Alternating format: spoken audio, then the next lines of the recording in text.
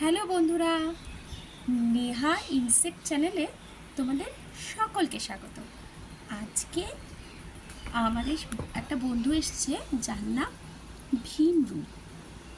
দেখো বন্ধুরা ভালো করে, ভীমরুলটা এখন দেখতে, এর পেছনে হুল আছে। হুলটা ফুটিয়ে দিলে খুব জ্বালা করে। এরা ফুলের মধু সংগ্রহ করে খায়। কীরকম বড় দেখতে পাচ্ছ?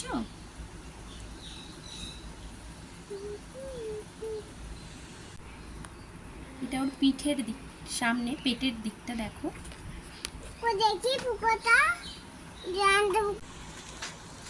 দেখো বিমলটা হেঁটে চলে যাচ্ছে।